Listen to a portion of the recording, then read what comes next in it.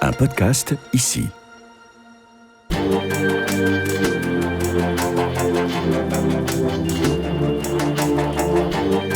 C'est une course improbable que se livrent sur le toit du monde deux alpinistes au printemps 1975, Junko Tabei et Fando. Elles veulent chacune décrocher le titre de première femme à gravir l'Everest.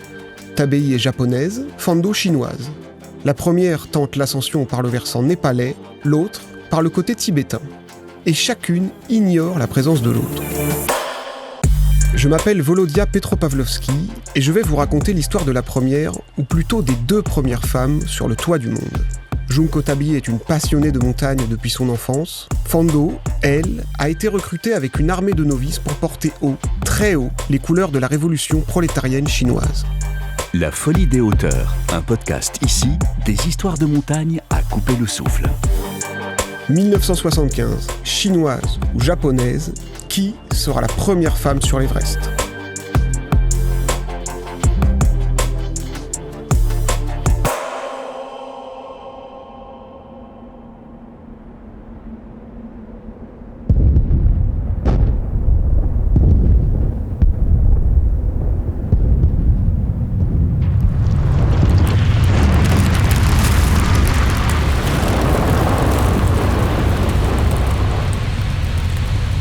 Ce 5 mai 1975, sur les flancs de l'Everest, vers minuit et demi, un grondement terrible réveille les alpinistes emmitouflés dans leur sac de couchage.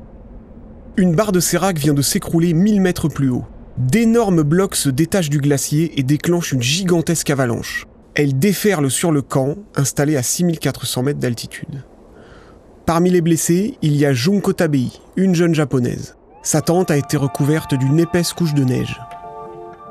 D'abord, le silence. Puis une vibration qui a empli tout mon corps et un bruit assourdissant. Et boum, l'impact. Avant même de réaliser, je roulais dans la pente, étouffé par une pression qui me coinçait et m'empêchait de respirer. Junko s'en sort plutôt bien, avec de simples contusions, douloureuses certes, mais ça ne l'empêchera pas de continuer son aventure. Elle poursuit un rêve, devenir la première femme à se tenir sur le toit du monde.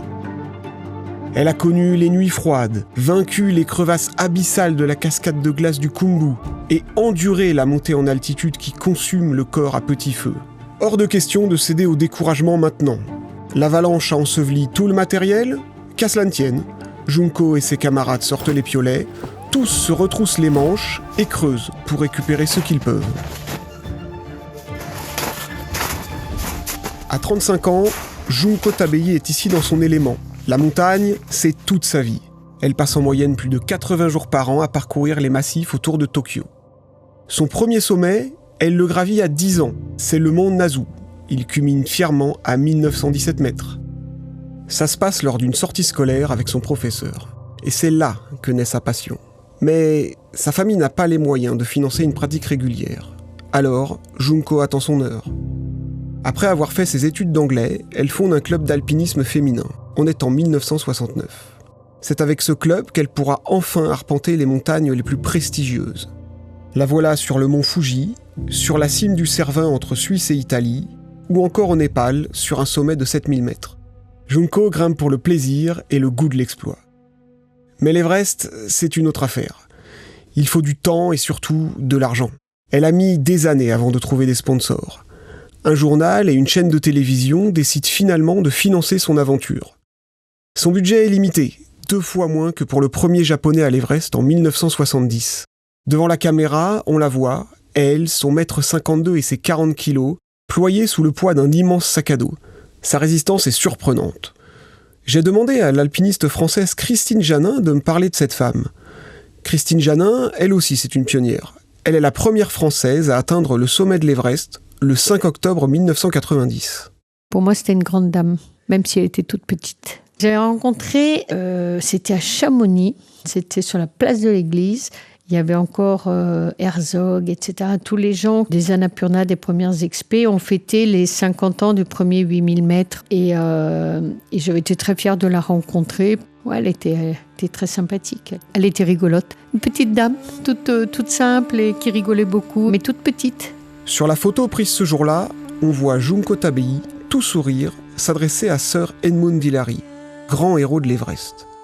En 1953, Hillary et Tenzing Norgay couraient après une première, la première ascension du toit du monde. En 1975, c'est une autre course au sommet qui se joue. Pendant que Junko Tabei trace son chemin côté népalais, versant tibétain, c'est le branle-bas de combat.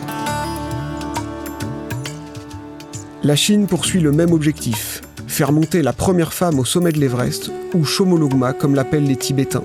Et c'est une véritable armée qu'elle envoie à l'assaut de la montagne.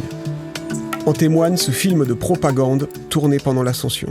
Sur les images, on voit des foules admiratives acclamer les membres de l'expédition cheminant vers le camp de base. Militaires, membres du parti, médecins, alpinistes, ils sont des centaines à se diriger en camion vers la montagne. C'est que, depuis 25 ans maintenant, la Chine de Mao dispose d'un accès au toit du monde, une aubaine pour asseoir sa domination. Et c'est là une situation tout à fait nouvelle pour les Tibétains qui ne pensaient pas jamais que quelqu'un puisse venir déranger leur quiétude. Mais c'est un fait qu'actuellement, les armées chinoises occupent le pays. Conquérir l'Everest, c'était aller marquer les bornes du territoire chinois, du nouveau territoire chinois, mais c'était aussi éventuellement pousser un petit peu ses pions dans l'Himalaya. Donc c'est un alpinisme conquérant. Cédric Gras est écrivain. Il est l'auteur d'Alpiniste de Mao, un ouvrage passionnant qui raconte les premières expéditions chinoises à l'Everest, sur fond de famine paysanne et de répression à grande échelle.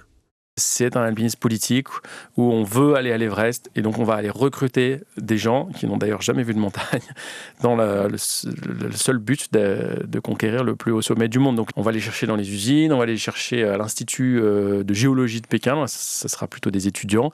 On le fait sur des critères évidemment physiologiques, physiques, mais aussi sur la foi de leur zèle maoïste, idéologique. Il faut absolument que ce soit des encartés. S'ils ne le sont pas, ils le deviendront en général. Plus de 300 personnes composent l'expédition chinoise de 1975. Au sein de cette cohorte d'alpinistes envoyés à l'Everest, une femme se distingue, Fan Do. Elle a 36 ans. Fan Do est née et a grandi au Tibet. À l'âge de 20 ans, elle a été sélectionnée alors qu'elle travaillait dans une usine pour devenir l'une des alpinistes de Mao. Fan Do, elle est acquise à l'idéologie communiste. Elle fait partie de ces Tibétaines et Tibétains qui ont tout à gagner au développement du communisme au Tibet, à une société plus égalitaire, parce que la théocratie monastique du Dalai Lama n'était pas tout à fait souriante pour les couches les plus basses, qui étaient dans une sorte de... c'est pas tout à fait de l'esclavage, mais qui étaient attachées à des seigneuries qui les exploitaient copieusement. Fan Do, elle a un itinéraire très classique dans les biographies des héros communistes, c'est-à-dire qu'elle était plus ou moins mendiante, elle avait perdu ses parents, les communistes l'accueillent dans ce qu'ils appelaient des fermes d'État, donc elle est complètement élevée, éduquée à la communiste, quoi. À partir de là, elle a un destin qui est très différent du Tibétain qui est resté dans les hauts plateaux et qui a que des contacts encore assez épisodiques avec les Chinois. C'est une Tibétaine qui n'a aucune raison finalement de ne pas trouver dans l'idéologie communiste quelque intérêt et salvateur pour elle, pour sa vie, son existence et son futur. Dompter le Chomolungma, l'Everest donc, c'est une affaire d'État et Mao a une revanche à prendre sur la montagne. Laissez-moi vous expliquer. La Chine a signé la première ascension du versant nord de l'Everest dès 1960, grâce à la bravoure de Wang Fuzhou, Kurinya et Gongpo Dorje, d'authentiques prolétaires galvanisés par la pensée du grand timonier. Mais de cette ascension, il n'existe aucune photo, aucun film, juste un récit rempli de contradictions et d'éléments fantaisistes. Il y a par exemple cette histoire de buste, un buste en plâtre à l'effigie de Mao. Les alpinistes de 1960, selon le récit officiel, l'ont déposé au sommet, sur le toit du monde. Mais, chose étrange, personne ne l'a jamais retrouvé. Le monde occidental se montre sceptique sur cette ascension, il faut donc laver l'affront et gagner le sommet de manière indiscutable. Alors, pour éviter toute contestation, les responsables de l'expédition de 1975 n'oublient pas de prendre cette fois des caméras et du matériel de transmission radio pour annoncer la victoire en direct. Dans cette organisation, Fan Do occupe la place numéro 2, juste derrière le chef d'expédition. Elle ne se contente pas de rester au camp de base. En tête de cordée, elle donne le rythme. Son ascension du Mustagata et de ses 7500 mètres quelques années plus tôt l'a confirmé. Elle est à l'aise en altitude. Malgré ça, la progression est trop lente. Les cérémonies et autres discours politiques interrompent sans cesse l'ascension. Tout le temps, partout, il faut faire étalage de sa dévotion au parti. Je désire t'offrir entièrement ma vie et mon sang. Pour servir le communisme, je me lancerai à l'assaut, j'irai toujours de l'avant. Voilà les mots qui, prétendument, ont été prononcés à plus de 8000 mètres sur les pentes de l'Everest par les participantes de l'Expé de 1975 qui n'étaient pas encore encartées, qui n'étaient pas encore au parti communiste et qui le sont devenus, qui ont été adoptés là-haut à 8000 mètres.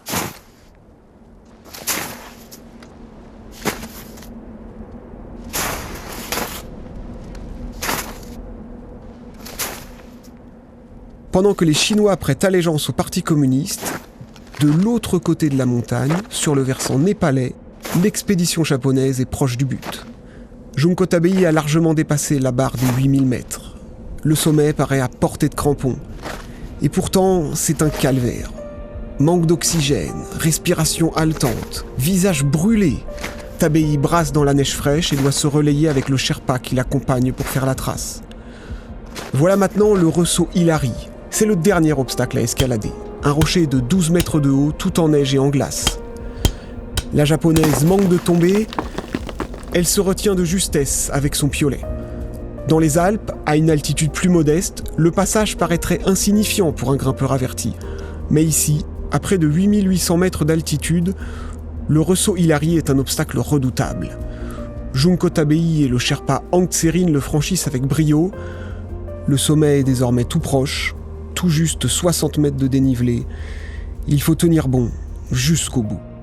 J'ai fait mon dernier pas vers le sommet de l'Everest. 6h30 s'étaient écoulées depuis notre départ du camp ce matin. J'ai ressenti une joie immense lorsque je me suis enfin dit « Voici le sommet, je n'ai plus besoin de grimper ». Mes crampons mordaient la neige alors que je me tenais fermement à côté d'Ang Tsering. Il a retiré ses gros gants et nous nous sommes serrés la main. Ses lunettes brillaient avec le reflet du soleil. Notre succès était éclatant. Il était 12h30 en ce 16 mai 1975. Les drapeaux japonais et népalais flottent sur le toit du monde. Junko Tabei entre dans l'histoire.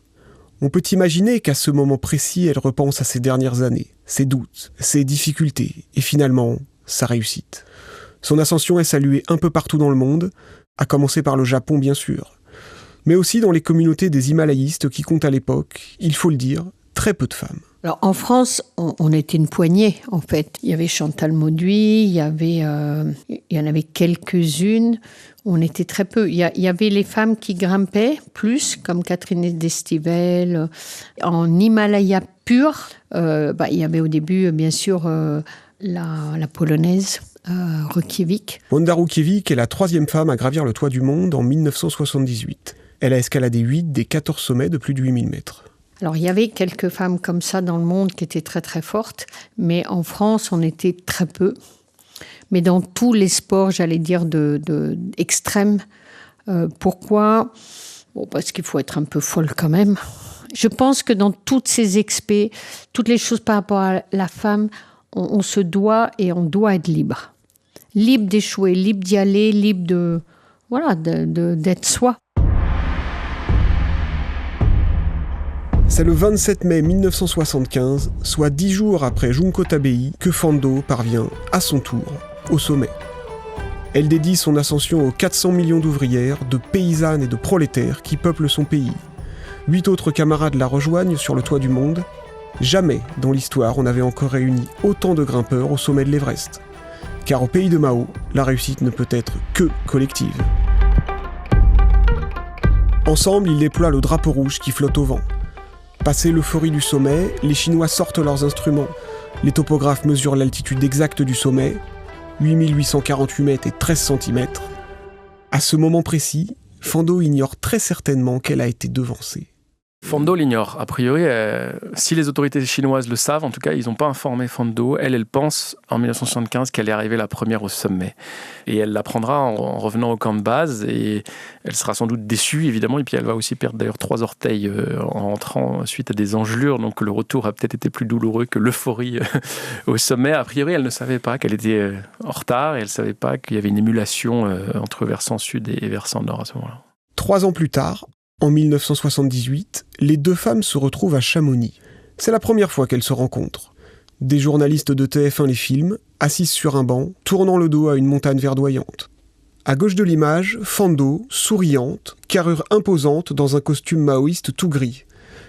À côté, la frêle Junko Tabei, décontractée en pull et en jean. À chacune, on pose tour à tour la même question. Pourquoi avoir gravi l'Everest ? Fando prend la parole en premier, convaincue et sûre d'elle. C'est pour ma patrie, mon peuple et mon parti que je suis montée au sommet du monde. Quant à la japonaise Tabei, elle affiche une toute autre motivation. Ce n'était ni pour mon pays, ni pour ma famille. J'y suis allée pour me faire plaisir à moi-même. Après le voyage à Chamonix, Fando retourne en Chine, mais loin des montagnes. Elle était déjà, entre guillemets, âgée, elle approchait de la quarantaine, elle avait 3 enfants, elle a cessé l'alpinisme. Je pense que Fando, on voulait certainement pas la renvoyer, et puis comme elle était plus toute jeune, il n'était pas question que Fando retourne en montagne. Ça, c'est mon interprétation personnelle, mais je pense que je suis plus ou moins dans le vrai. Le parti n'est pas ingrat. Il offre à cette ancienne paysanne du Tibet un destin exceptionnel. Elle intègre le Congrès national du peuple et l'administration des sports. Son pays la distingue comme faisant partie des 60 athlètes les plus influents depuis la création de la République populaire de Chine. C'est des gens qui ont vécu complètement sur leur statut de héros. C'était des héros. C'était comme les pandas pour les Chinois aujourd'hui. Preuve de cette reconnaissance, Fando défile dans le grand stade de Pékin à l'occasion de la cérémonie d'ouverture des Jeux Olympiques de 2008. Elle porte le drapeau aux anneaux en compagnie d'autres athlètes. L'événement rassemble 204 pays et une foule de près de 100 000 spectateurs. Fando, pourtant, demeure impassible. Visage fermé, regard dans le vide, elle décroche seulement un léger sourire lorsque son nom retentit dans le stade. La dame de l'Everest fait ici un dernier tour de piste devant plus de 2 milliards de téléspectateurs dans le monde. Elle s'éteint quelques années plus tard, à l'âge de 75 ans. Junko Tabei, quant à elle, poursuit sa carrière d'alpiniste jusqu'à la fin de sa vie en 2016. Première sur l'Everest, elle est aussi devenue la première femme au monde à terminer le challenge des 7 Summits en escaladant le plus haut sommet de chaque continent. Et tout ça pourquoi ? Pour le plaisir.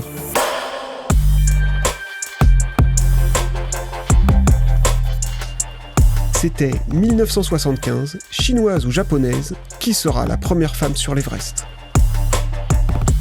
Rédaction en chef, Lionel Cariou. Réalisation, Simon Berthier. Production, Christine Simeone Giocanti, studio de création ici. Pour écouter d'autres épisodes de La Folie des Hauteurs, rendez-vous dès maintenant sur le site ici.fr, l'application Radio France ou votre plateforme de podcast préférée. À bientôt.